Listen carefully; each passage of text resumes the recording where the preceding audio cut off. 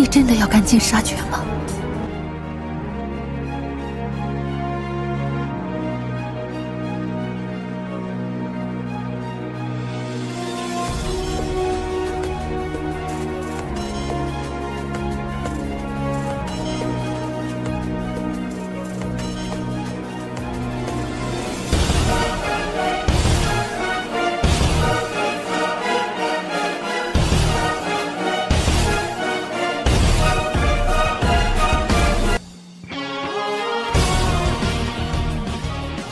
Mimin akan kembali mendongeng alur cerita film yang berjudul Battle Through the Heavens.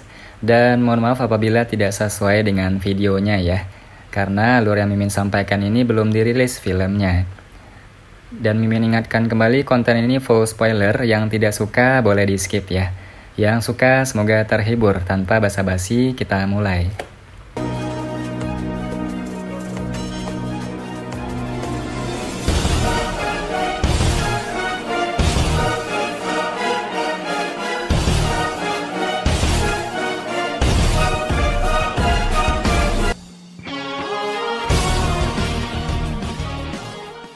Lelang yang sangat besar menjadi keheningan yang tidak biasa setelah kata-kata Mo Tianxing terdengar.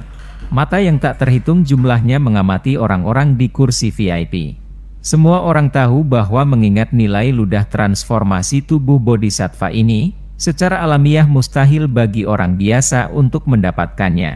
Mereka yang memiliki kualifikasi dan kemampuan untuk mendapatkannya adalah para ahli dan faksi kuno yang hadir di kursi VIP. Anehnya, kursi VIP sepi. Bahkan faksi besar itu, yang siap membuat masalah lebih awal, tidak membuka mulut mereka dengan panik.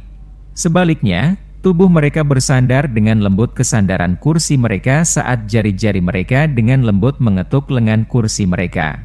Mereka tidak membuka mulut untuk mengatakan apapun. Mo Tianxing juga dikejutkan oleh keheningan yang tidak biasa ini.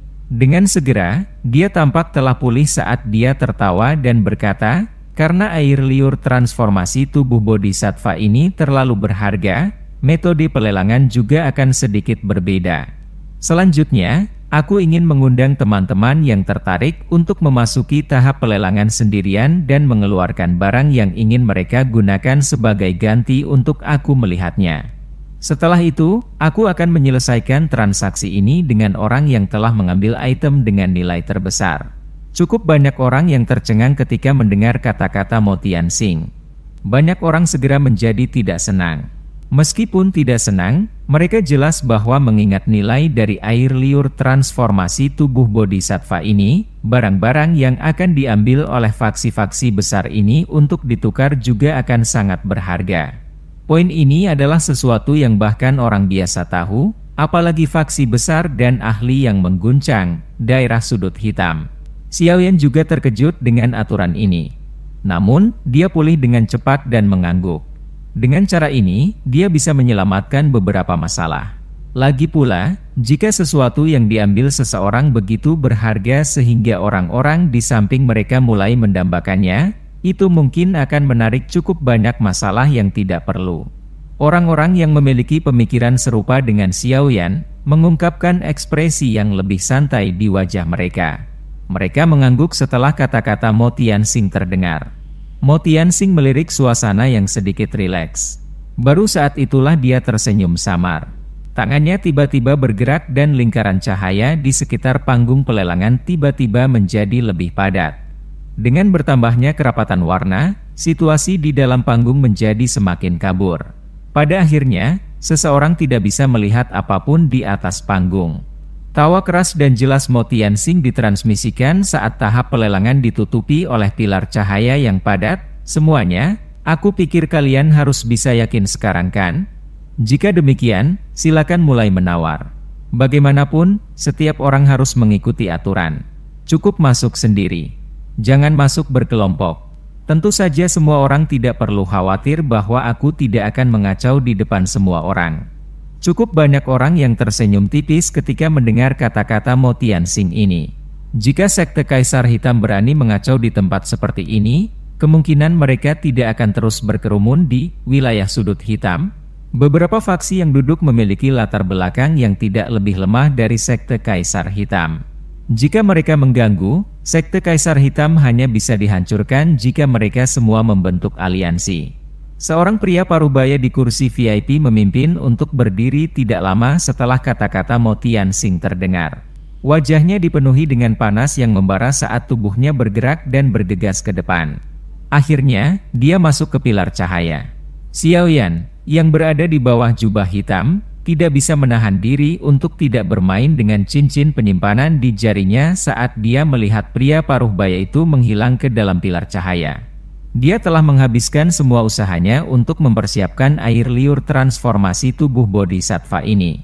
Namun, dia tidak tahu apakah kekayaannya akan dapat diperoleh dari tangan begitu banyak ahli yang jelas telah datang.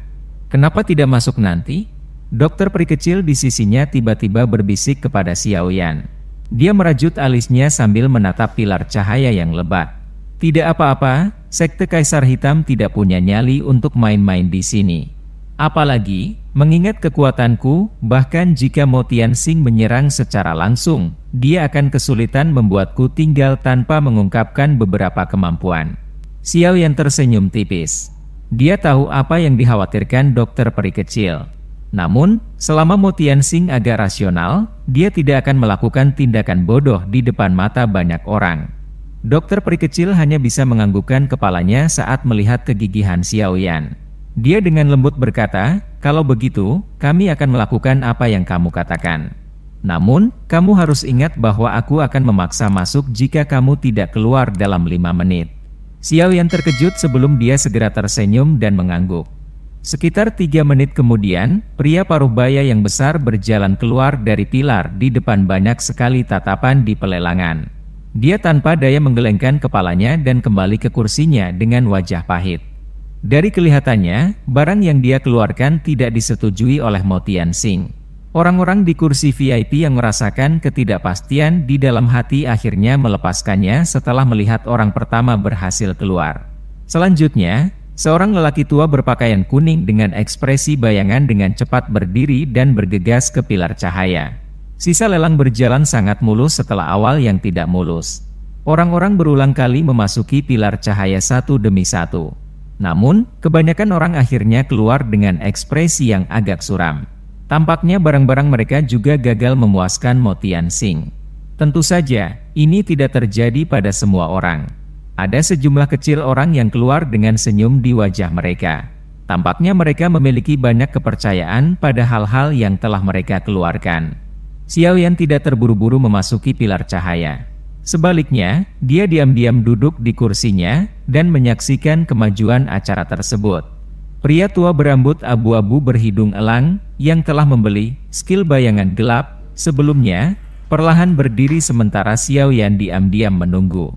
Hati Xiaoyan sedikit menggigil saat melihat orang tua itu bertindak. Dia adalah salah satu dari sedikit orang di tempat pelelangan yang tidak bisa dia lihat. Karena itu, hatinya secara otomatis mengklasifikasikannya di antara pesaing terbesarnya. Pria tua berambut abu-abu berhidung elang ini tampaknya memiliki reputasi di antara generasi yang lebih tua dari daerah sudut hitam. Karena itu, ekspresi orang-orang dari lembah api iblis, Elder pertama Sukian dan yang lainnya, yang belum melangkah maju, sedikit berubah saat orang ini berdiri. Tatapan mereka dengan cepat melesat.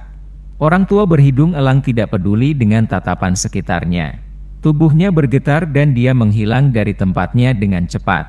Kecepatan ini menyebabkan mata Xiaoyan menyusut. Pada saat ini, dia yakin bahwa lelaki tua ini, yang auranya berbeda dari Do Usong biasa, pasti adalah seorang elit Do Usong. Wilayah sudut hitam memang tempat di mana naga dan harimau bersembunyi. Aku tidak pernah mendengar orang ini sebelumnya. Tidak disangka bahwa kekuatannya sehebat ini. Wajah Xiaoyan menjadi serius di bawah jubah hitam saat dia bergumam di dalam hatinya. Ruang di mana lelaki tua berhidung elang itu menghilang sedikit bergetar saat pikiran ini melintas di hati Xiaoyan. Orang bisa melihat bahwa tubuhnya bersinar dan muncul sekali lagi. Wajahnya tersenyum tipis. Dari kelihatannya, sepertinya dia sangat percaya diri dengan harga penawarannya. Setelah berkedip dan kembali, lelaki tua berhidung elang itu terus mengabaikan tatapan sekitarnya saat dia kembali ke kursinya. Setelah itu, dia menutup matanya untuk memulihkan diri. Cukup banyak orang yang mengerutkan kening saat melihat gerakannya yang santai. Penatua pertama Fang Yan dari lembah api iblis akhirnya berdiri setelah giliran pria tua berhidung elang misterius ini. Wajahnya membawa senyuman saat dia perlahan berjalan keluar sesaat setelah memasuki pilar cahaya. Dari kelihatannya, dia sepertinya juga membawa harta karun sejati. Xiao Yan mempelajari Fang Yan dengan ekspresi acuh tak acuh saat dia kembali ke kursinya. Dia baru saja akan berdiri ketika dia melihat Xiao Li di kejauhan, berdiri di hadapannya. Setelah itu, tubuhnya bergerak dan dia bergegas ke pilar cahaya. Xiao Yan langsung tertegun saat melihat pemandangan ini. Tujuan dari gerbang Xiao kali ini juga adalah air liur transformasi tubuh bodhisattva. Namun, mengingat dasar gerbang Xiao, bagaimana ia bisa mengeluarkan sesuatu yang menarik minat Mo Tianxing? Mata Xiao Yan tiba-tiba melirik penatua pertama Suqian saat keraguan ini melintas di hatinya. Dia segera menganggukkan kepalanya setelah tiba-tiba mengerti. Xiao Li berjalan keluar setelah memasuki pilar cahaya selama 3-4 menit. Penampilannya tidak menunjukkan ekspresi pahit atau terlalu banyak senyuman. Tampaknya sekte Kaisar Hitam tidak mengevaluasi hal yang telah mereka keluarkan dengan sangat tinggi. Xiao Yan perlahan berdiri saat pikiran ini melintas di hatinya. Menjadi target yang selalu diperhatikan, tindakan Xiao Yan secara alami menarik banyak tatapan yang berisi berbagai ekspresi. Tatapan ini bukanlah sesuatu yang membuatnya merasa terganggu. Tubuhnya bergerak dan melayang di udara sebelum mendarat di pilar cahaya.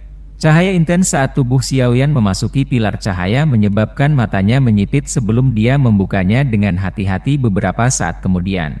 Dia secara kebetulan melihat Mo Tianxing tersenyum di atas panggung lelang. Ada seorang pria tua berwajah merah di belakangnya. Dia adalah Qishan yang memiliki konflik dengannya. Tuan Yan Xiao, aku akhirnya menunggumu untuk melangkah maju. Mo Tianxing tersenyum saat berbicara. Dia mempelajari Xiao Yan. Tatapan yang biasa dia lihat pada yang terakhir tidak berbeda dengan tatapan yang biasa dia lihat pada seekor kambing gemuk besar. Xiao Yan diam-diam dan dingin menertawakan mata Mo Tianxing. Tatapannya segera beralih ke kotak kristal di samping tanpa menarik perhatian. Kejutan berkedip di matanya saat melihat cairan kental di dalamnya. Tampaknya ia memiliki kekuatan hidup sendiri. Dia bergumam, apakah ini air liur transformasi tubuh bodhisattva? Iya. Ini air liur transformasi tubuh bodhisattva. Sekte Kaisar Hitamku tidak berani membuat tiruan dari benda ini. Mo Tianxing tersenyum dan mengangguk. Dia segera tertawa, bolehkah aku tahu apa yang akan Tuan Yan Xiao gunakan untuk menukar air liur transformasi tubuh bodhisattva ini? Xiao Yan menarik pandangannya. Dia merenung sejenak di bawah tatapan Mo Tianxing yang agak panas. Dengan jentikan jarinya, botol giok putih muncul di tangannya. Ada pil obat besar seukuran mata naga yang sebagian terlihat di botol giok. Ini adalah pil obat tingkat 6 kelas atas, pil pemecah zong. Aku pikir pemimpin sekte Mo telah mendengarnya. Aku tidak akan mengatakan apa-apa lagi tentang efeknya. Xiao Yan menjentikkan jarinya dan botol giok perlahan terbang ke arah Mo Tianxing sementara Xiao Yan berbicara. Pil pemecah zong? Mo Tianxing dan Qishan di belakangnya gemetar saat mendengar nama ini. Sukacita yang sulit disembunyikan segera muncul di mata mereka. Pil pemecah zong. Mo Tianxing tidak asing dengan pil obat yang bisa dianggap terkenal ini. Qishan di belakangnya juga tidak asing dengannya. Efek pil obat ini juga memiliki daya tarik yang sangat besar bagi mereka. Saat ini, sekte Kaisar Hitam hanya memiliki satu elit Do Wusong, Mo Tianxing. Ini juga alasan utama mengapa sekte Kaisar Hitam mampu berdiri di dalam wilayah sudut hitam tanpa runtuh. Karena itu, orang dapat mengetahui jenis efek jera yang dimiliki oleh elit Do Wusong di wilayah ini. Sekte Kaisar Hitam telah memikirkan untuk merawat elit kedua Do Wusong selama tahun-tahun ini untuk bertindak sebagai penerus Mo Tianxing. Orang yang memiliki peluang terbesar untuk mencapai kelas ini adalah Moya, yang telah menunjukkan bakat pelatihan yang luar biasa sejak dia masih muda. Sekte Kaisar Hitam telah menggunakan obat-obatan spiritual yang tak terhitung jumlahnya selama bertahun-tahun. Hanya melalui penggunaan obat-obatan spiritual secara liberal, Mereka berhasil memungkinkan Moya menjadi ahli Do Huang sebelum dia berusia 30 tahun. Namun, hanya mengandalkan akumulasi pil obat bukanlah sesuatu yang bisa berhasil mendandani seorang elit Do Uzong. Poin ini adalah sesuatu yang jelas disadari oleh Mo Tianxing yang merupakan seorang elit Do Uzong. Ada celah besar antara Do Huang dan Do Uzong. Mencoba untuk berhasil melakukan terobosan sangat sulit. Sejujurnya, bahkan dengan bakat pelatihan Moya, Mo Tianxing tidak memiliki banyak harapan dalam serangan sebelumnya ke kelas Do Uzong. Jika semudah ini untuk maju ke kelas Do Uzong. Meskipun Mo Tianxing tidak memiliki banyak harapan, dia juga tidak pernah menyerah. Bagaimanapun, Sekte Kaisar Hitam telah menghabiskan cukup banyak uang untuk Moya. Tidak mungkin bagi mereka untuk berhenti sekarang. Yang bisa mereka lakukan hanyalah berusaha sekuat tenaga. Selama Moya bisa menjadi elit Do Uzong, kekuatan Sekte Kaisar Hitam akan melonjak. Mereka mungkin tidak dapat menyatukan wilayah sudut hitam, tetapi dengan mengandalkan kekuatan dua elit Do Uzong dan dasar dari Sekte Kaisar Hitam, mereka setidaknya akan dapat menjadi eksistensi yang sangat kuat yang dapat bergulir di atas faksi lain dalam wilayah sudut hitam. Posisi itu jauh dari apa yang bisa mereka bandingkan saat ini. Tentu saja, prasyarat dari semua ini adalah keberhasilan Moya menerobos ke kelas Do Uzong. Namun, jelas merupakan tugas yang sangat sulit bagi Moya untuk mengandalkan kekuatannya sendiri untuk menerobos ke kelas Do Uzong. Karena itu, Mo Tianxing perlu menemukan beberapa pil obat yang dapat meningkatkan kemungkinan terjadinya hal ini. Pada saat ini pil pemecah zong yang diambil Xiaoyan secara tidak sengaja menekan tempat terlembut di dalam hati mereka. Kegembiraan di mata Mo Tianxing berlanjut sesaat sebelum berangsur-angsur menghilang. Dia dengan hati-hati mengambil botol giok yang dilemparkan Xiaoyan. Setelah itu, dia menyerahkannya kepada Qishan di belakangnya. Mereka memahami niat saat dia dengan cepat menerimanya. Setelah itu, dia melirik pil obat seukuran mata naga di dalam botol. Dia menuangkannya ke tangannya dan dengan hati-hati mempelajarinya hanya untuk menghela nafas dan menganggukkan kepalanya beberapa saat kemudian. Dia mengangkat kepalanya. Tatapannya agak rumit saat dia melihat Xiaoyan sambil berkata dengan suara yang dalam, "Pemimpin sekte, ini memang pil pemecah zong." Selain itu, kualitasnya cukup tinggi dan efek pengobatannya sangat terjaga. Senyum di wajah Mo Tianxing melebar setelah mendengar verifikasi Qishan. Sambil tersenyum, dia mengangguk dan berkata kepada Xiaoyan, "Pil obat yang Mr. Yan Xiao sedang saring saat itu seharusnya barang ini, kan?" Xiaoyan sedikit mengangguk. Tatapannya samar-samar mengamati kedua orang itu sebelum tertawa. "Bolehkah aku tahu apa yang dipikirkan pemimpin sekte Mo tentang pil ini?" "Tidak buruk, pil ini memang pil obat yang dibutuhkan oleh Sekte Kaisar Hitam." Mo Tianxing tersenyum dan mengangguk. Dia segera teringat sesuatu dan mengerutkan kening. Setelah itu, dia mengangkat kepalanya, tersenyum dan berbicara dengan Xiaoyan, karena Tuan Yan Xiao sudah mengambil barang yang ingin dia gunakan untuk pertukaran, tolong kembali ke tempat dudukmu dan tunggu. Setelah beberapa sesepuh dalam sekte dan aku berdiskusi, air liur transformasi tubuh bodhisattva dalam pelelangan ini akan memiliki pemilik baru. Xiaoyan mengangguk saat mendengar kata-katanya. Dia dengan lancar meraih botol giok dan tangannya segera menarik ke lengan bajunya. Lapisan douki samar-samar melonjak keluar sebelum membungkus botol giok. Seseorang tidak bisa menyalahkan Xiaoyan karena berhati-hati. Bagaimanapun, hatinya mengerti tempat seperti apa dia berasal dan juga siapa orang di depannya. Jika seseorang tidak berhati-hati ketika berhadapan dengan mereka, kemungkinan besar dia bahkan tidak akan tahu bagaimana seseorang meninggal. Xiaoyan menyimpan botol giok sebelum menangkupkan tangannya ke arah Mo Tianxing. Setelah itu, dia membalikkan tubuhnya dan berjalan keluar dari lingkaran cahaya. Senyum di wajah Mo Tianxing berubah setelah mengirim Xiaoyan keluar dari pilar cahaya. Dia mengerutkan alisnya erat-erat dan tampaknya telah turun ke dalam semacam kondisi bermasalah. "Elder Qi, saat ini ada 3 hal yang menarik bagi kita. Salah satunya adalah pil obat tingkat 7, pil pengembalian kehidupan, yang diambil oleh Old Yingshan. Yang kedua adalah metode penggabungan spiritual yang telah diambil oleh lembah api iblis. Yang ketiga adalah pil penecah zong, milik Yan Xiao ini." Menurutmu mana yang paling cocok untuk kita? Mo Tianxing berpikir dalam-dalam sejenak sebelum perlahan-lahan meletakkan tangannya di belakangnya. Dia mengajukan pertanyaan kepada Qishan dengan cemberut. Qishan kaget saat mendengar ini. Dia segera merajut alisnya sedikit dan menyuarakan pikirannya, pil pengembalian kehidupan adalah pil obat tingkat 7. Itu memang menghancurkan 2 item lainnya dalam hal tingkatannya. Pil obat ini mampu menyelamatkan nyawa 1 orang. Dengan itu, seseorang dapat hidup selama dia tidak dipenggal kepalanya atau hatinya dihancurkan oleh orang lain. Jika pemimpin sekte memilikinya, itu akan setara dengan kamu memiliki 2 nyawa. Ini sangat penting. Kamu adalah orang terpenting di sekte Kaisar Hitam. Selama kamu berada di sekitar, posisi sekte Kaisar Hitam akan dipertahankan untuk waktu yang lama. Adapun metode penggabungan spiritual yang ditawarkan Lembah Api Iblis, itu memang unik. Namun, metode semacam ini yang dengan paksa menelan roh jelas memiliki kekurangan. Mungkin itu bisa memperkuat kekuatan seseorang dalam jangka pendek, tetapi kemungkinan itu menghasilkan sequel yang hebat. Benda ini hanya bisa dikatakan sebagai sesuatu yang memiliki daya tarik dan bahaya.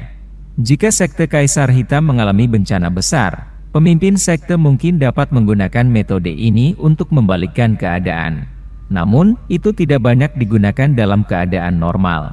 Pil pemecah zong dari Yan Xiao mungkin hanya pil obat tingkat 6, tapi itu mampu meningkatkan peluang keberhasilan dalam kemajuan ke kelas Dou Zong. Sejujurnya, bahkan jika pil ini diberikan kepada pemimpin sekte junior, kemungkinan keberhasilannya masih sangat rendah. Begitu gagal, pil obat akan dianggap terbuang percuma. Air liur transformasi tubuh bodhisattva ini akan diberikan kepada seseorang secara cuma-cuma. Tentu saja, jika dia berhasil, secara alami akan ada manfaat tanpa akhir untuk sekte Kaisar Hitam kita. Karena itu, ini adalah pertaruhan. Mo Tianxing mengangguk sedikit ketika dia mendengar analisis Qishan. Sesaat kemudian, dia menghela nafas panjang. Sebuah perjuangan muncul sesaat di wajahnya sebelum dia dengan keras mengepalkan tinjunya. Dia berkata dengan suara yang dalam, "Kalau begitu, kita akan memilih itu." Qishan tidak menambahkan apapun setelah Mo Tianxing mengambil keputusan. Dia mengangguk sedikit sebelum mundur beberapa langkah. Xiaoyan keluar dari pilar cahaya. Karena dia dibungkus oleh jubah hitam, tidak ada yang bisa melihat ekspresi yang dia kenakan. Karena itu, mereka hanya bisa menatapnya saat dia perlahan berjalan kembali ke kursinya dan dengan tenang duduk. Masih ada beberapa orang lain yang memasuki pilar cahaya setelah Xiaoyan keluar. Namun, kebanyakan orang masuk dengan kegembiraan, tetapi terlihat tertekan. Jelas, standar tinggi sekte Kaisar Hitam telah melebihi harapan banyak orang. Bagaimana itu? Dokter peri kecil terdiam sejenak saat dia melihat orang-orang melewati pilar cahaya. Baru saat itulah dia membuka bibir merahnya untuk bertanya dengan lembut. Xiaoyan mengerutkan alisnya di bawah jubah hitam. Dia dengan lembut menghela nafas sebelum berkata, "Ini tidak sebaik yang diharapkan. Aku telah meremehkan tingkat keinginan beberapa orang untuk air liur transformasi tubuh bodhisattva ini." Meskipun Mo Tianxing sangat terkejut ketika Xiaoyan telah mengeluarkan pil pemecah zong sebelumnya, Xiaoyan telah dengan jelas melihat keraguan-raguan dan pergulatan di matanya sebelum yang dia pulih dari ketenangannya. Jelas, item yang menarik perhatian Mo Tianxing telah muncul di hadapannya. Selain itu, dia masih merasa ragu setelah Xiaoyan mengeluarkan pil pemecah zong. Dari sini, orang dapat melihat bahwa hal yang dia minati kemungkinan besar memiliki nilai yang tidak lebih rendah dari pil pemecah zong. Dengan cara ini, kepercayaan pada hati Xiaoyan telah berkurang secara signifikan. Mata ungu keabu-abuan dokter peri kecil berkedip beberapa kali setelah mendengar desahan Xiaoyan. Tangannya yang halus dengan lembut menepuk lengan Xiaoyan dengan cara yang menghibur saat dia berkata, "Tidak perlu terlalu khawatir. Sekalipun kita benar-benar gagal memenangkan tawaran air liur transformasi tubuh bodhisattva, bukan berarti kita tidak akan memiliki kesempatan. Sebenarnya, cukup banyak orang yang hadir memiliki niat yang sama." Xiaoyan tercengang saat mendengar ini. Dia segera tersenyum dan kilatan dingin muncul di matanya yang hitam pekat. Dia akan memperoleh air liur transformasi tubuh bodhisattva dengan segala cara. Jika dia tidak bisa mendapatkannya dengan cara yang tepat, dia hanya bisa menggunakan satu taktik terakhir. Sementara pikiran ini berlama-lama di hati Xiaoyan, pilar cahaya di panggung lelang tiba-tiba mulai pucat. Situasi di dalamnya terlihat oleh mata semua orang. Semuanya, setelah pemilihan sebelumnya, Sekte Kaisar Hitamku memiliki jawaban akhir kita. Mata Mo Tianxing melirik sekelilingnya saat dia berbicara sambil tersenyum. Tempat pelelangan segera menjadi sunyi setelah mendengar kata-katanya. Semua tatapan itu membawa rasa ingin tahu dan kecemasan saat mereka mengunci Mo Tianxing. Mo Tianxing tertawa di depan tatapan semua orang. Setelah diskusi antara sesepuh sekte dan aku, pemenang terakhir dari lelang ini adalah. Dia sengaja berhenti sejenak ketika kata-katanya mencapai titik ini. Dia menunggu sampai cukup banyak orang yang hanya menatapnya sebelum jarinya tiba-tiba diangkat. Itu menunjuk ke tempat tertentu di kursi VIP. Ying Shantua. Suasana di tempat pelelangan segera menjadi membosankan setelah kata-kata Mo Tianxing terdengar.